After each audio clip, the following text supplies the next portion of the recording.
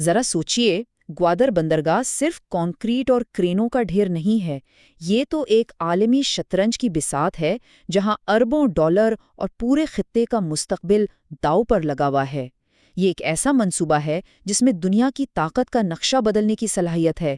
تو چلیے ذرا گہرائی میں اتر کر دیکھتے ہیں کہ یہ سب ہو کیسے رہا ہے۔ تو سوال یہ اٹھتا ہے کہ بھائی، ایک بندرگاہ، صرف ایک پورٹ، کیسے پوری دنیا کی طاقت کا نقشہ بدل سکتی ہے؟ اس کا جواب اگر ایک لفظ میں دوں تو وہ ہے انحصار۔ چین، جو آج دنیا کی دوسری بڑی معیشت ہے، ایک بہت بڑی کمزوری کا شکار ہے، اور گوادر اسی کمزوری کا حل۔ چین کی اس اسٹریٹجک کمزوری کو ایک نام دیا گیا ہے، ملاکا مخمصہ۔ ذرا اس طرح سوچئے کہ چین کی معیشت کو چلانے والا 80% تیل اور گیس ایک ہی تنگ سمندری راستے سے گزرتا ہے۔ اگر خدا نہ خواستہ یہ راستہ کسی بھی وجہ سے بند ہو جائے تو چین کی پوری معیشت بیٹھ سکتی ہے۔ یہی وہ ڈر ہے، یہی وہ خطرہ ہے جسے ختم کرنے کے لیے گوادر کا منصوبہ بنایا گیا ہے۔ یہاں تو اعداد و شمار خود ہی پوری کہانی سنا رہے ہیں۔ ایک طرف 12,000 کلومیٹر کا لمبا اور غیر محفوظ سمندری سفر، اور دوسری طرف صرف 3,000 کلومیٹر کا سیدھا زمینی راستہ، یعنی سیدھا 75% کا فرق۔ یہ صرف وقت اور پیسے کی بچت نہیں ہے، بلکہ یہ چین کو اس ملاکا مخمصے سے نکلنے کا ایک محفوظ اور سیدھا راستہ دیتا ہے۔ تو اس ملاکا مخمصے کا حل کیا ہے؟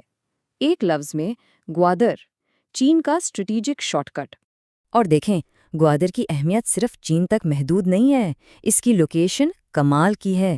ایک طرف تیل سے مالا مال خلیج فارس، اور دوسری طرف وہ سارے وسطی ایشیائی ممالک جو سمندر تک رسائی کے لیے ترستے رہے ہیں۔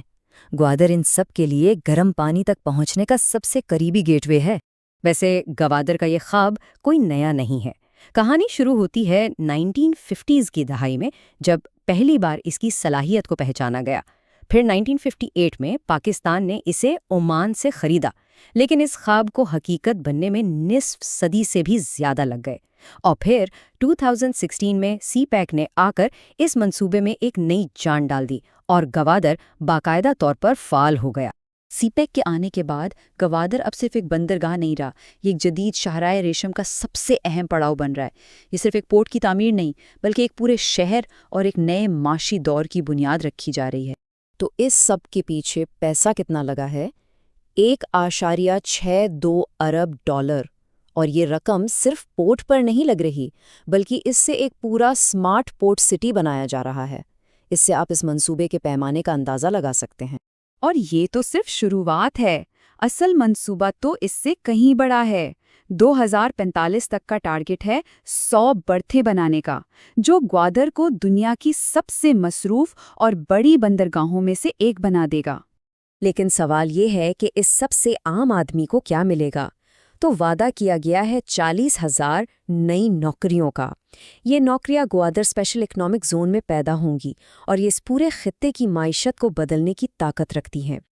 اور جیسا کہ میں نے کہا، یہ کہانی صرف بندرگاہ کی نہیں ہے، اس میں شامل ہے ایک بالکل نیا انٹرنیشنل ایئرپورٹ، شہر کو ملک سے جوڑنے کے لیے ایک چمچماتی ایکسپریس وے، بجلی کی ضرورت پوری کرنے کے لیے اپنا پاور پلانٹ، اور سب سے بڑھ کے ایک بہت بڑا اسپیشل اکنامک زون جہاں 23 سال تک کوئی ٹیکس نہیں ہوگا۔ یہ سب مل کر ایک مکمل ایکو سسٹم بنا رہے ہیں۔ ظاہر ہے، جب اتنا بڑا منصوبہ بنے گا تو خطے میں ہلچل تو مچے گی۔ گوادر کی وجہ سے جیو پالیٹکس کی ایک نئی بساط بچھ گئی ہے، اور علاقائی طاقتوں کے درمیان مقابلہ بھی تیز ہو گیا ہے۔ اور اس بساط پر ہر بڑے کھلاڑی کا اپنا مہرہ ہے۔